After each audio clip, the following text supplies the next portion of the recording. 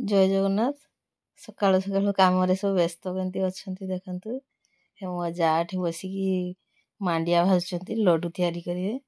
ଏଠି ତାର କାଟା ଚାଲିଛି ପରିବା। ପଣସ କଠାକୁ କାଟୁଛି। ଗାଈ ବାନ୍ଧା ହେଇଛି, କିଛି ଛାଡ଼ି ଦିଆ ହେଇଛି।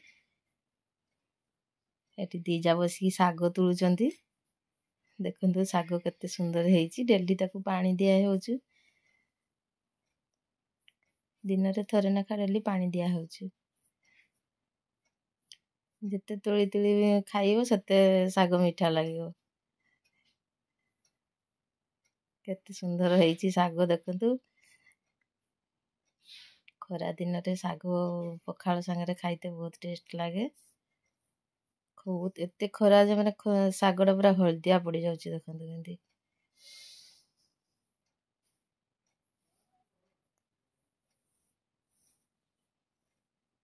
ସକାଳୁ ସକାଳୁ ଯେ ଯା କାମରେ ବ୍ୟସ୍ତ ଅଛନ୍ତି।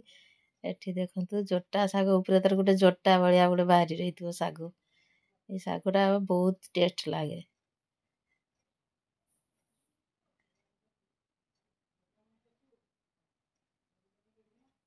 ସବୁ ଶାଗକୁ ନେଇକି ତାପରେ ତାକୁ ବାଛି କାଟି ଗାଧୁଆ ଫାଧୁଆ କରିବେ ସମସ୍ତେ।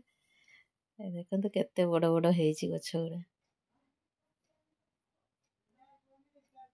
ବାଡ଼ିଟା ସାରା ମାନେ ଏଇ ଶାଗ ବେଶୀ। ଏଠି ବୋଇତାଳୁ ଶାଗ ଦୁଇଟା ତୋଳି ଦେଉଛି। ଶାଗ ସାଙ୍ଗରେ ମିଶେଇନେ ବୋଇତାଳୁ ଶାଗ ଦୁଇଟା ଭଲ ଲାଗେ। ପତ୍ର ଦୁଇଟା ନେଉଛି।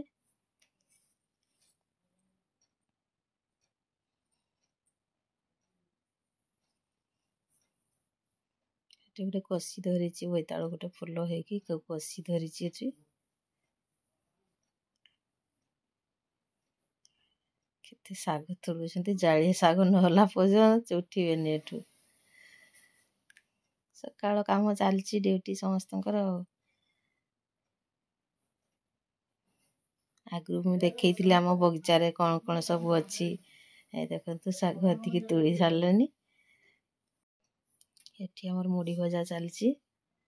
ଆମର ମୁଢ଼ି ଭଜା ମେସିନ୍ ଅଛି, ସେଥିପାଇଁ ଏଠି ଡେଲି ସକାଳୁ ମୁଢ଼ି ଭଜା ଚାଲିଥାଏ। ଲୋକମାନେ ଚାଉଳ ଦେଇଥାନ୍ତି ଏଠି। ଦେଶୀ ଚାଉଳ ମୁଢ଼ି, ଏଠି ଚାଉଳ ବୁଲୁଛି। ଦେଶୀ ଚାଉଳଟା ଭଜା ହେଉଛି ଏବେ। ଦେଶୀ ଚାଉଳ ମୁଢ଼ି ଭଲ ଭାବରେ ଫୁଟେଇଥିଲେ, ତାକୁ ଶୁଖେଇଥିଲେ ଭଲ ମୁଢ଼ିଟା ହୁଏ। ଦେଖନ୍ତୁ କେତେ ସୁନ୍ଦର ମୁଢ଼ିଟା ହେଇଛି। ପୁରା ଧଳା ମୁଢ଼ି, ହାଲକା ହେଇଛି ପୁରା।